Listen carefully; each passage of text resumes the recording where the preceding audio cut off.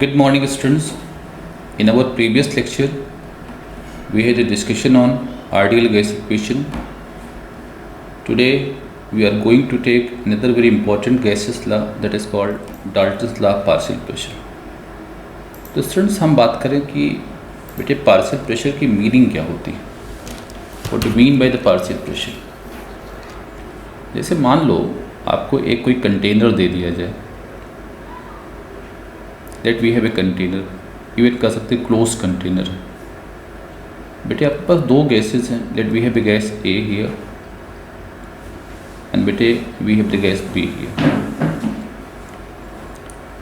तो बेटे करना क्या है इसमें, हमको गैस ए का जो इंडिविजुअल प्रेशर है, मतलब pressure exerted by the gas A only, अगर इसको डिटरमिन करना है तो क्या कर दिया जाए, जब आप इस गैस ए को इस कंटेनर में फिल करके बेटे जब प्रेशर मेजर करोगे तो डेफिनेटली बेटे इसको हम लोग कहते हैं, this is called simply called the pressure of gas A are simply called the partial pressure of A. Likewise बेटे if same same container if gas B is filled तो बेटा बी जो प्रेशर एक्सर्ट करेगी definitely बेटा इसको हम लोग pressure of gas B बोलते हैं, या इसको आप लोग पार्शियल प्रेशर ऑफ बी बोलते हैं। तो हमारा बेटे जो लॉ है Dalton's law of partial pressure, ये बताता है कि अगर बेटे किसी कंटेनर में दो नॉन रिएक्टिंग गैसेस को, देखो हम यहाँ मान ये रहे हैं कि ए और बी के बीच में कोई रिएक्शन नहीं होती है, these are inerts toward each other, they have no reactivity towards each other. बेटे नॉन रिएक्टिव होने का मतलब ये है when these two gases are kept in the same container, beta this one here, then beta the combined pressure of these two gases must be equal to the sum of partial pressure of A and partial pressure of gas B। समझो क्या कर रहा हूँ कि बेटे A में आपने इस कंटेनर में जब A को रखा तो मान लिया बेटे जो प्रेशर आया if it is taken as PA, बेटे ये तो PA को हम लोग क्या कर सकते हैं, कहेंगे it is the partial pressure of gas A. Likewise बेटे A को हटा करके जब आप B को आपने फिल किया तो बेटा B ने जो प्रेशर एक्सर्ट किया उसको हम पार्शियल प्रेशर ऑफ B बोलते हैं। अब हमको क्या करना है बेटा, हमको दोनों गैसेस को इसी सेम कंटेनर में फिल कर देना है। तो अगर ये दोनों गैसेस को इसी सेम कंटेनर में फिल कर दोगे under the same condition of temperature, then बेटे जो टोटल प्रेशर होगा, जो इन दोनों का जो कंबाइंड प्रेशर होगा, that must be equal to the sum of pressure बेटे of gas A and the partial pressure of gas B. बेटे इसी आइडिया को आप जनरलाइज और कर सकते हो। मान लो आपके पास कई सारी गैसेस हैं, but one of the most important condition is that बेटे all the gases must be non reactive. अगर रिएक्टिव गैसेस के लिए बेटे ये लॉ ये होल्ड नहीं करता है। आप कई सारी गैसेस ले लीजिए बेटे, सबके इंडिविजुअल प्रेशर पार्शियल प्रेशर को आप डिटरमिन करो, फिर क्या करना, with the help of the partial pressure of each of the gas you can easily determine the total pressure exerted by all the gases.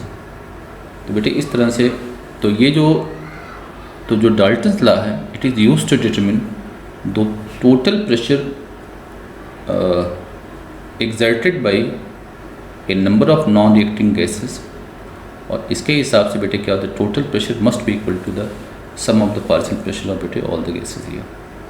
आइए तो मान लीजिए आपके पास बेटे हमने क्या किया कि कोई कंटेनर लिया, that we have the four gases, बेटे ए कर दूं, बेटे बी कर दूं, सी करूं और डी करूं। मान लो ये चार गैसेस आपके पास है। फिर बेटे उसी तरह की बात हम कर रहे हैं कि ए का जो पार्शियल प्रेशर है इट इज़ बेटे PA, बी का जो पार्शियल प्रेशर PB, सी का जो पार्शियल PC और बेटे डी का जो पार्शियल प्रेशर PD। तो बेटे जो टोटल इनका कंबाइंड प्रेशर होगा definitely according to Dalton law of partial pressure that must be equal to the sum of PA, PB, PC and PD here. Students ये जो तरीका है, इस तरीके का यूज करके अगर गैसेस के पार्शियल प्रेशर की वैल्यू गिवन है तो definitely can calculate the total pressure exerted by all the gas over the बेटे wall of the container here. आइए बात करें बेटे, ये जो हमारी कंसेप्ट है इसका बड़ा इम्पॉर्टेंट यूज़ ये है कि इसका यूज करके बेटे हम लोग एक्वस टेंशन की वैल्यू कैलकुलेट कर सकते हैं। तो पहले ये समझिए एक्वस टेंशन होता क्या है। आपको दिखाई ये पड़ेगा कि जो ज़्यादातर तो जो हमारी गैसेज होती हैं उनको बेटे वाटर के ऊपर कलेक्ट किया जाता है। इनको डाउनवर्ड डिस्प्लेसमेंट मेथड बोलते हैं। जैसे देखा होगा आपने कि बेटे ऐसे एक इन्वर्टेड ट्यूब होती है, ऐसे बेटे एक, और इसमें आप गैस को पास करके बेटे और यहाँ पे पानी रखे होते हैं। तो बेटे इसके भीतर आप क्या करते हो, इसके ऊपर इसको इकट्ठा करते हो।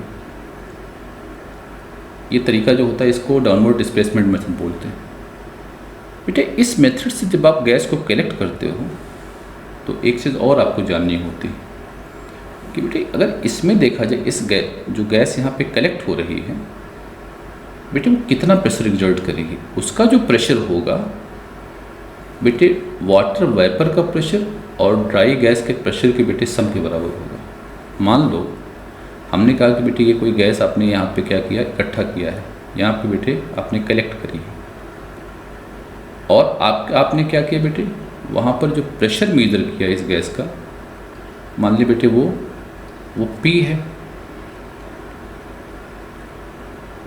जो प्रेशर की वैल्यू मेरे बेटे P है, और इस प्रेशर P बेटे जो ड्राई गैस है उसका प्रेशर मान लो हमने कहा P ड्राई है, और जो वाटर बेटे उसका प्रेशर मान लेते हैं PW है।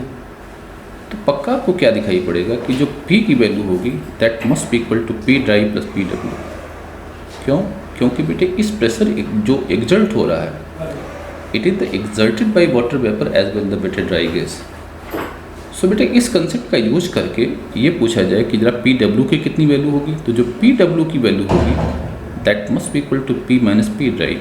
तो आप क्या करो बेटे, आप यहाँ पर टोटल प्रेशर जो आपको मिला बेटे उसमें से क्या करोगे, आप जो ड्राई गैस का प्रेशर अगर उसको माइनस कर दिया जाए तो आपको ये पता लगा सकते हो आपको कि बेटे इसमें जो वाटर वेपर थी उसने कितना प्रेशर एग्जर्ट किया हुआ है।